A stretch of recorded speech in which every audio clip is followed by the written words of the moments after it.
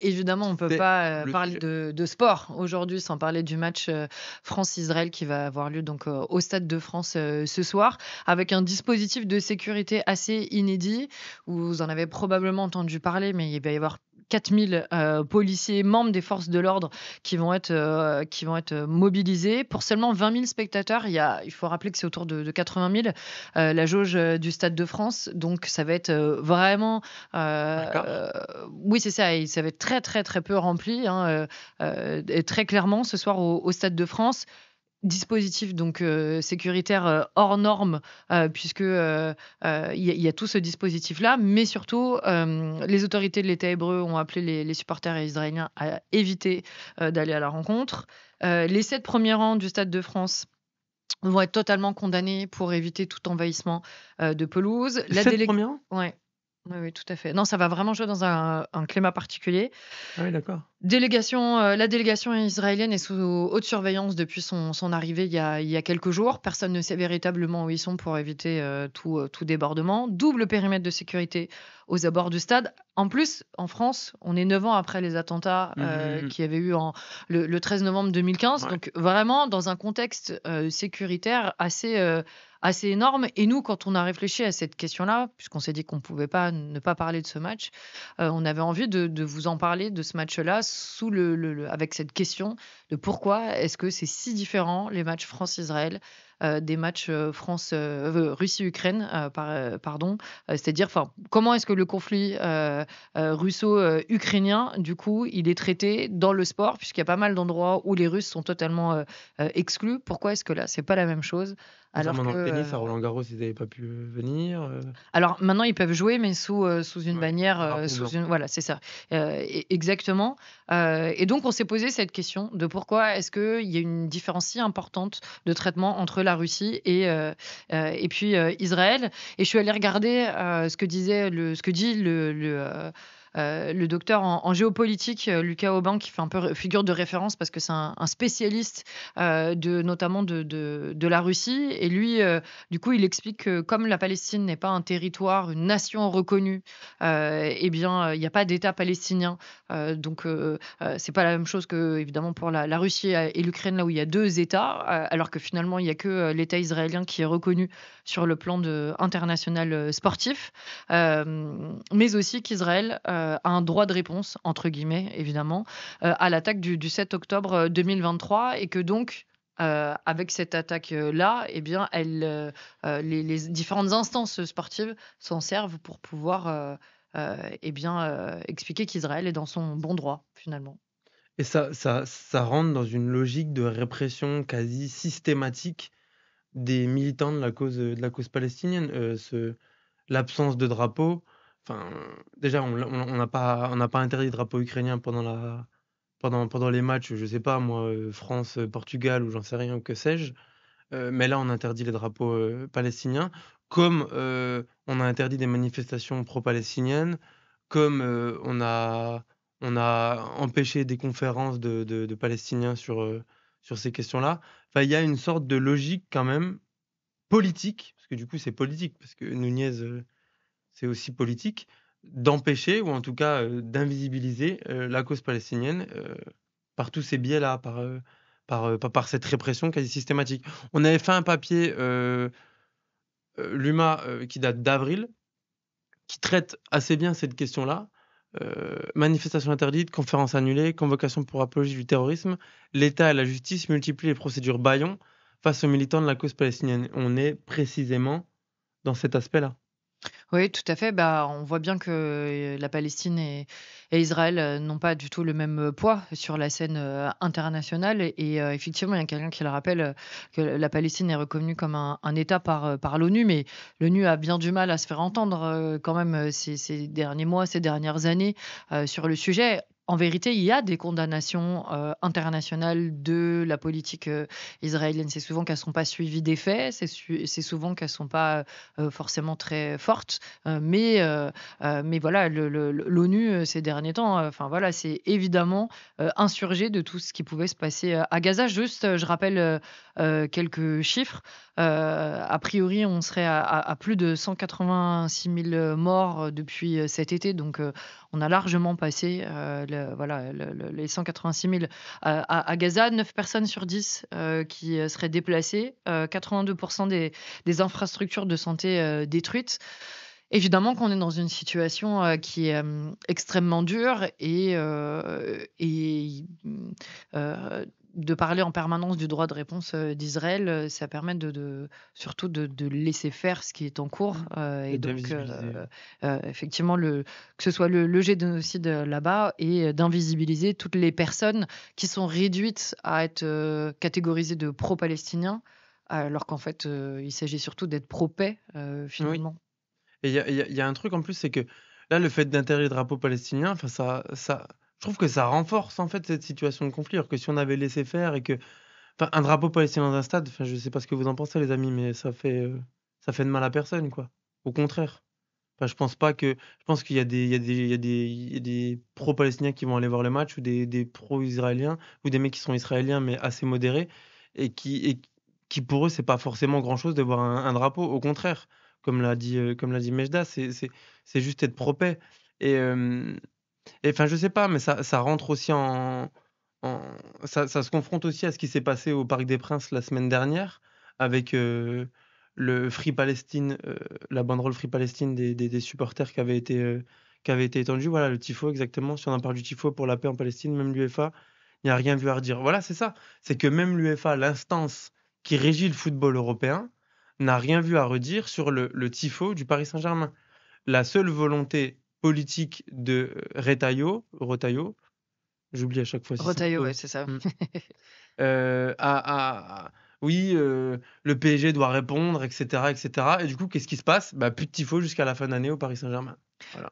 Ouais, mais on sent que en fait, les conflits n'ont pas du tout la même, histoire. Pareil, c'est Lucas Aubin, c'est ce qu'il dit, aussi, concernant, l'exclusion de la Russie. C'est qu'en fait, comme par exemple, il y avait des affaires de dopage, dans l'athlétisme, il y a une longue histoire, on va dire, conflictuelle entre, les instances, russes, sportives, internationales et puis le reste des instances, sportives. Donc finalement, l'exclusion suite à la guerre en Ukraine et l'invasion de l'Ukraine, ça a été, on va dire la goutte d'eau. À l'inverse, Israël a une place très particulière, on le sait sur la scène internationale en raison de son histoire, de l'histoire du pays et de l'histoire de la création même, Mmh. de l'État israélien, et donc personne ne veut être le pays qui va, sanctionner, Israël. Sauf que en fait, les grands de ce monde, confondent, la politique israélienne de Benyamin Netanyahou et le fait il puisse y avoir des Israéliens qui vivent, en sécurité. C'est 2 choses très différentes et Mmh. d'ailleurs, il y a des manifestations depuis des semaines et des mois, en Israël pour manifester contre, Oui sa politique. et là, je vois une question dans le chat, question sportive. Pourquoi Israël et des clubs turcs participent à des compétitions européennes? Ça, c'est un sujet extrêmement intéressant. C'est déjà parce qu'en fait, il y avait des conflits au Moyen-Orient et ça empêchait Israël de s'inclure dans la fédération, asiatique, enfin Moyen-Orient asiatique, et du coup, l'instance européenne leur a permis de jouer au football dans des compétitions européennes, mais à la base, normalement, enfin, si on s'en suit simplement à la situation géographique, normalement, ils devraient être dans l'association asiatique de football. Mais finalement, ils sont dans l'association européenne. Ça, c'est pas vraiment un problème parce que bon, si on veut pas d'eux dans la fédération asiatique, c'est cool de les avoir en Europe. Mais bon, je pense qu'il faut aussi tenir compte de la volonté de l'UEFA. Moi, j'en reviens vraiment à ça à chaque fois, l'UEFA, la FIFA. Si l'UEFA a pas interdit le tifo palestinien, je vois pas pourquoi on interdit des drapeaux palestiniens. Enfin, ça n'a moi, personnellement, je reviens à ça, mais c'est Mais c'est surtout qu'au final, on voudrait amplifier le conflit qu'on s'y prendrait pas, autrement. Ça oui, ça crée des tensions c'est là ça. où finalement, le drapeau palestinien, tu as raison, il est, porteur de pas grand chose que si ce n'est de la liberté d'un peuple, mais Mmh. qui peut être véritablement contre la liberté d'un peuple, enfin et l'autodétermination? C'est pas possible en fait, de dire ça et le drapeau palestinien en tant que tel, ouais, il est synonyme de liberté, mais il n'est pas synonyme de l'assassinat des Israéliens, par exemple, systématiquement. C'est absolument pas ça, quand on sort un drapeau, palestinien dans un stade. Donc, hem, C'est vrai qu'il y a une tension, en fait, et puis surtout les militants palestiniens, ou en tout cas pro-paix, ils sont vraiment poussés on est sur un conflit très binaire, soit tu es pour, soit tu es On contre. criminalise On directement, du coup. criminalise, et parce que tu serais, pro-paix, pro-palestinien, pro, et cetera, que, tu serais forcément, anti-juif, antisémite, et cetera. Il y a pas de nuance. Alors c'est aussi parce qu'il y a ce qui s'est passé aux Pays-Bas il y a quelques jours, qu'il y D'ailleurs, a, sur ce cette sujet-là, je vous dimension-là. invite à aller regarder le petit passage de Cyprien, la revue de presse. Désolé de t'avoir coupé, je suis désolé. Le C'était exactement pour la lancer. D'accord, tu tellement fort. Bon, c'est la revue de presse de Cyprien et il en parle vraiment pendant très longtemps. Il décortique un petit peu ce qui s'est passé à Amsterdam et cet emballement médiatique. Je vous invite vraiment à la regarder, on va pas revenir dessus parce que sinon ça serait une redite. Mais, mais voilà, enfin, c'est à peu près toujours la même chose. On Ouais. criminalise ceux qui sont pour la paix. Arrêt sur image aussi Oui, a fait tout un article là-dessus, sur à quel point est-ce que, les médias, se sont directement engouffrés dans la brèche, disant que des supporters donc, israéliens du Maccabi Tel Aviv avaient été, frappés, et cetera. C'est la situation a priori, hein, de ce qu'on a pu, lire, du travail de Cyprien, et puis de ce qu'on a pu lire dans le papier de Arrêt sur image, c'est que c'est bien plus, complexe, que ça. Qu'on a l'air d'être davantage dans un affrontement entre supporters généralisé. comme ça se fait partout en Europe, hein. Je sais pas si vous avez enfin, suffit de regarder la plupart des sites un peu spécialisés ou les comptes Twitter de clubs de supporters. Enfin, il y a des bagarres qui sont organisées tout au long de l'année entre des groupes de supporters, juste parce que, enfin, il y a des gens, ça fait juste kiffer de se taper. Et bon, là, c'est Alors un c'est peu pas moins des gens, sympa, hein, quoi. généralement c'est des hommes, Oui, pour être très précis. Mais oui, oui, bah, de toute façon la violence, autour du supporterisme, elle est réelle. Après, il faut pas réduire les supporters qu'à ça, parce non. que évidemment qu'il y a d'autres valeurs, que celle-ci, mais peut-être que ça La pourrait être, bienveillance. ça pourrait être, l'occasion, d'un prochain échange, sur le supporterisme, parce que c'est un vaste sujet et très intéressant. Ouais. Et il y a autre chose sur lequel je voulais revenir sur la déclaration de Nunez, c'est qu'il a dit que, en gros, il a sous-entendu que le sport n'était pas politique. C'est fondamentalement faux. Je vous invite à lire, Michael Correa, sur ce sujet pour découvrir que le sport, c'est vraiment politique. Enfin, il y a des tas d'exemples de sports, qui mêlent sport et politique. Je pense au match, de Noël en 17, je crois, entre les Français et les Allemands, pendant la Première Guerre mondiale. Heu, il y a des tas d'exemples qui mêlent sport et politique et c'est vraiment ne pas savoir de quoi on parle que de dire ça, je trouve. Oui, oui, bah, on l'a bien vu pendant les Jeux olympiques, à quel point est-ce qu'il y a plein de sujets autour de notamment, le port du voile pour les sportives, puisque c'était donc interdit par, la France et par le gouvernement français et Amélie, Oudéa-Castéra, alors que, c'est autorisé par la FIFA et puis par le CIO là concernant, les Jeux. C'est évidemment un choix extrêmement politique que d'interdire à des femmes de pouvoir, pratiquer du sport, comme elles le souhaitent, à partir du moment où ça les met pas, en danger, et dans la même, réflexion de dire que toutes les femmes, devraient faire du sport, et cetera. Bref, effectivement, il y a beaucoup, beaucoup de sujets extrêmement politiques dans le sport, et c'est faux de nous faire croire, l'inverse. D'ailleurs, sur ce sujet, je vous invite à aller suivre les hijabeuses, les amis, et donner beaucoup de force à ces femmes-là.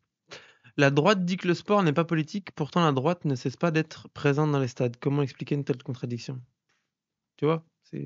Bah, c'est une envie de récupération, je pense. Oui, C'est une envie de dire que, c'est effectivement, ça sort de l'enjeu politique, mais ils vont bien se montrer là. Ce soir, au Stade de France, il y aura le Premier ministre, il y aura Bruno Retailleau, donc le ministre de l'Intérieur, il y aura, Monsieur Macron. Emmanuel Macron, effectivement, qui a Manu annoncé sa Max. présence. Qui a annoncé sa présence. Il y a très clairement la volonté de soutenir ce match, avec toujours cette opposition de fait, en disant: «Si on est là, c'est pour soutenir, l'équipe, israélienne, mais aussi par un bout, forcément, l'État, israélien, malgré tout ce qui se passe, aujourd'hui dans le monde, et puis à Gaza». Effectivement, je crois qu'il y aura aussi François Hollande, et il y a un certain nombre de personnalités, qui ont dit qu'elles allaient être là. A priori, elle mélange un peu tout, en Mmh. fait, sa personnalité, qu'elle soit politique ou culturelle et hem, oui. Gérard Darmon a dit qu'il y serait normalement. Alors, on doit s'attendre à des débordements, c'est demandé dans le chat. Je pense qu'il y aura absolument aucun débordement. Étant donné le dispositif sécuritaire, je suppose 1600 flics autour, je crois. oh oui, c'est ça et 4 000 en tout, je suppose qu'il ne se passera absolument rien du tout. Je pense que ce sera très, très, très cadré et que, Enfin, si t'arrivera quelque chose, si t'as un drapeau palestinien. Sinon ça va. c'est sûr.